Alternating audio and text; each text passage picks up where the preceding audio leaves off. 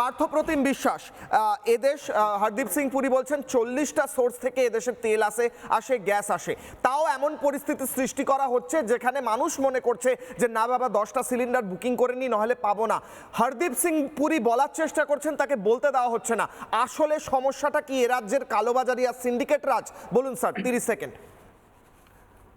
না, আমার প্রথম মনে হচ্ছে যে হরদীপ সিং পুরী আজকের যে স্টেটমেন্টটা সংসদে দিয়েছেন এটা আজ থেকে আরো 10 দিন আগে দিতে পারলে আমি বলছি মানুষের মধ্যে যে প্যানিক, সেই প্যানিকটা অনেক বেশি প্রশমিত হতো।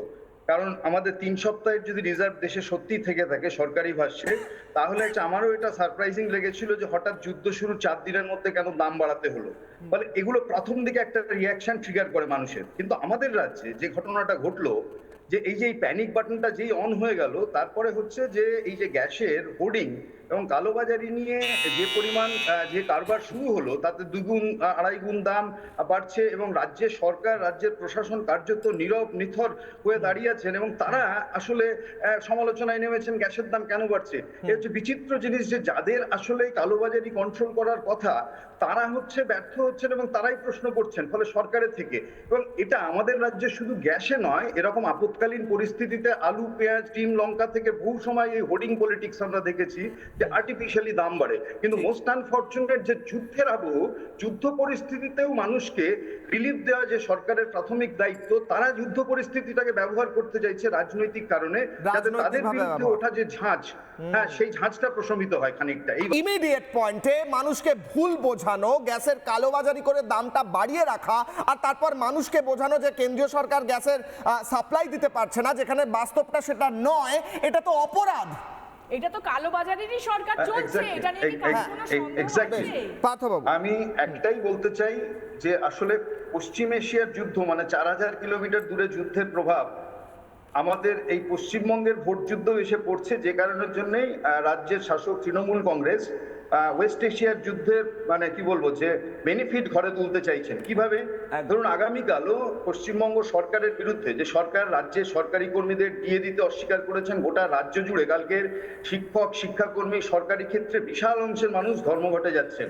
ফলে তাদের সেই ধর্মঘটের বিরুদ্ধে হচ্ছে এই সরকার প্রায় হচ্ছে যে খাড়া নামিয়ে রেখেছে।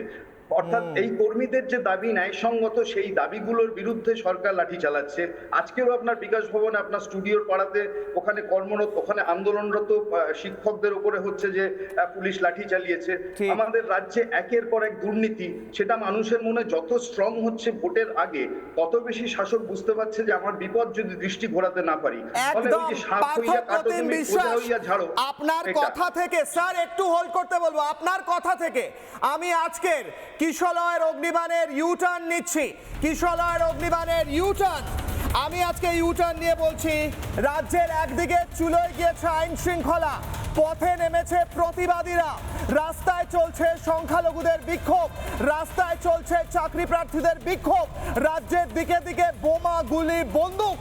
এই কারণে চোখ ঘোরাতে, আসল ইস্যু থেকে চোখ ঘোরাতে এখন কৃত্রিমভাবে গ্যাসের সমস্যা, সংকট তৈরি করছে মমতা বন্দ্যোপাধ্যায়, তৈরি করার চেষ্টা করছেন মমতা বন্দ্যোপাধ্যায় এবং তৃণমূল সরকার। কিশলয়ের অগ্নিবাণের ইউটার্ন নিয়ে আমি পার্থপ্রতিম বাবুর কাছে। পার্থপ্রতিম বাবু, আসল ইস্যু থেকে চোখ ঘোরাতে আপনি শুরু করেছিলেন, আমি সেখান থেকে ইউটার্ন নিলাম, আপনি শেষ করুন স্যার, 30 সেকেন্ড।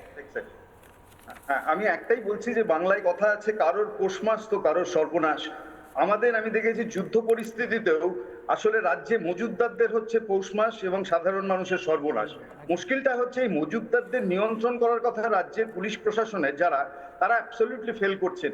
যেমনটা করেছিলেন আজ থেকে 2 মাস আগে আনন্দপুরে, এক রাত্রে 27 জন শ্রমিক পুড়ে মারা গেছিলেন ওই জলা জমিতে অবৈধ নির্মাণ করতে গিয়ে। এই অবৈধ হোর্ডিংও আমি বলছি আমাদের রাজ্যের, আমাদের গ্যাসের সংকটটাকে আরো তীব্রতর করে তুলছে। এই অটোগুলো যদি একটার পর একটা বসে যায় এই হোর্ডিং এর কারণে,